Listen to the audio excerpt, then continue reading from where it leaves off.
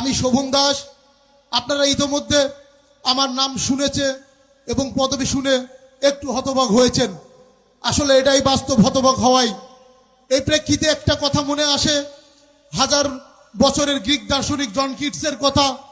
তিনি একটা কথা বলেছিলেন, beauty is true and true is beauty, অর্থাৎ সত্যই সুন্দর আর সুন্দরই সত্য।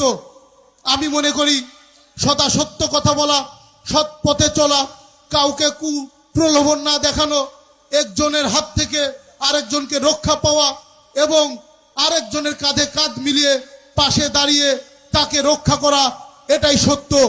আর এই সত্যই যদি হয় সেটাই সুন্দর। আর আমি এই সত্য সুন্দর থেকে আজকে আপনাদের মাঝে আমি এও বলতে চাই, সবার উপরে মানুষ সত্য, তাহার উপরে নাই। এই আলোকেই আমরা সবাই এক মঞ্চে মানব জাতির মানবিকতায় ঊর্ধ্বে, হিন্দু, মুসলিম, বৌদ্ধ, খ্রিস্টান নাই ভেবে আমরা বলতে পারি আমরা মানুষ।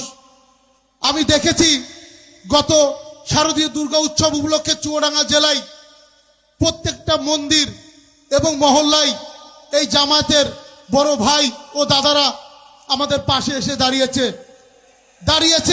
শুধু তাই নয়, সার্বক্ষণিক 24 ঘন্টা আমাদের দেখভার দায়িত্ব পর্যন্ত নিয়েছে, কিভাবে আপনার ধর্ম সুন্দর সুষ্ঠুভাবে পরিসমাপ্ত হয়। আমি কৃতজ্ঞবোধ জানাচ্ছি এবং তখনই আমি জানতে পেরেছি এই জামায়াতের পরিচয় কি। আমার ভালো লেগেছে ব্যক্তিগতভাবে। আমার সনাতন সম্প্রদায় আপনাদের হাত দ্বারা কখনোই অক্ষুণ্ণ এবং বঞ্চিত হবে না আমি বিশ্বাস করি। আমি মনে করি সনাতনী সম্প্রদায় একটা বটবৃক্ষ ছায়ার মতো আপনারা আছেন, সব সময় আমাদেরকে দেখবেন। এটাই ইসলামের অন্যতম মাধ্যম। কারণ আমাদের সকল ধর্মের একটাই উদ্দেশ্য, লক্ষ্য সৃষ্টির কাছে পৌঁছানো।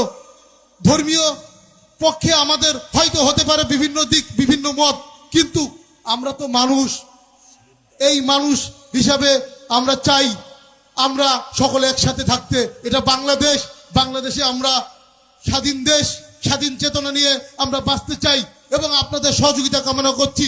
এবং কোনো অপশক্তি নেই, আমি বিশ্বাস করি আমাদেরকে একতাই ইউনিট অক্ষুণ্ণ করে দেবে। যাই হোক, আমি ছোট্ট মানুষ, অনেক কথাই বলে ফেললাম। তো আমি জানি আগামী দিন থেকে আপনারা আছেন, চুয়াডাঙ্গা জেলা নয়, চুয়াডাঙ্গা জেলার অন্যান্য 64টা জেলার এই সনাতনী সম্প্রদায়কে আপনারা বটবৃক্ষের ছায়ার মতো ছায়া দিয়ে যাবেন।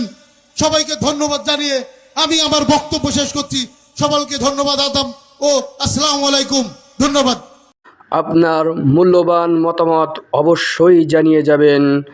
আশা করি আগামীর বাংলাদেশ হবে ইসলামের বাংলাদেশ, আগামীর রাষ্ট্র হবে ইসলামের রাষ্ট্র। আসসালামু আলাইকুম ওয়া রাহমাতুল্লাহি ওয়া বারাকাতুহু।